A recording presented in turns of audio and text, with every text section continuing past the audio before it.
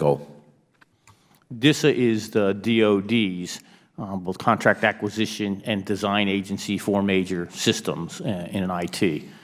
In my review of the capabilities, DISA was best positioned to be the oversight and designer of this. I will stress, however, when we say DISA is the designer of this system, it will not be without lots of input and, in some cases, commercial adaptation of technology. Will this new network or system deploy Einstein sensors for protection? It will deploy the right set of sensors. Could be Einstein, it could be Einstein equivalents or things that might be better than Einstein as we're looking at the future. As you well know, this is a field that changes rapidly. There will not be a single system that does this, but an integrated layer of systems that are better integrated to talk and both stop attacks, but if they happen, to identify them and quarantine them quickly. That takes a layered defense system. I'm going to run out of time, and if the chairman will allow them to respond, I will, of course, give up my time. But Ms. Colbert and Ms. Halverson, when the breach occurred, one of the things we were told was, well, OPM had deployed Einstein 1 and Einstein 2, but not Einstein 3. And had it had Einstein 3 in place, maybe the breach would have been mitigated or eliminated. I'd like both of you to comment on that, because I think there's a lot of confusion up here, which I share. Well, is Einstein the answer, or is there some other answer?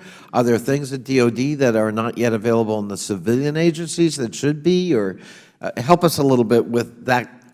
Do we still stand by that analysis?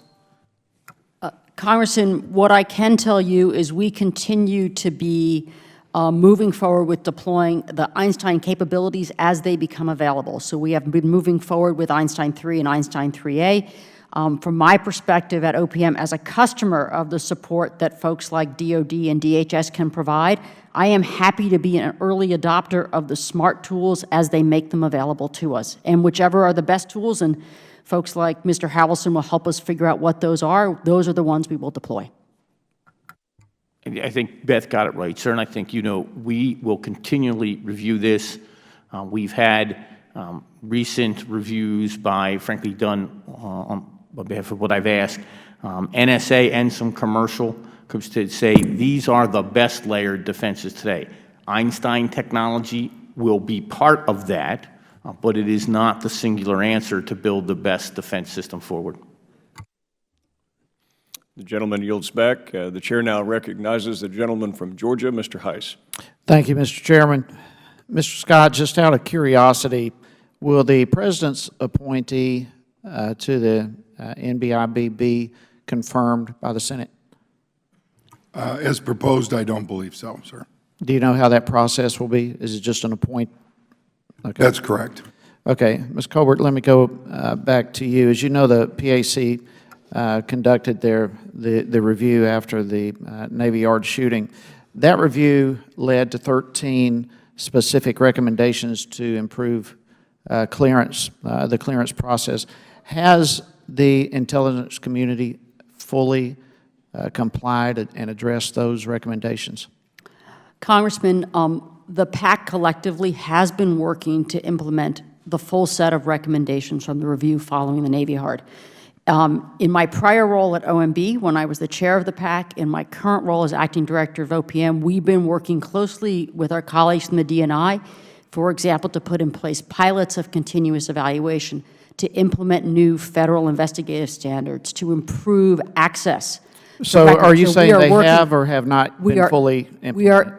We are working through the process. The timetable for full implementation is not, we're still in that process, but we are actively working that and actively managing it through the PAC. So it's not yet been fully implemented, and you do not have a time frame when that would be complete? There are different time frames for different elements. So one of the elements was to actually have continuous evaluation pilots in place. We have those in place. DOD has done some that's covered hundreds of thousands of people.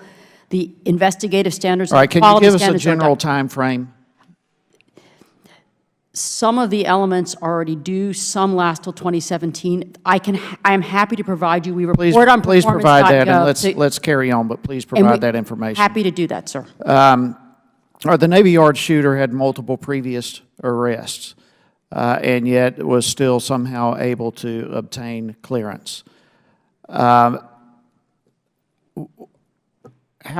can this be?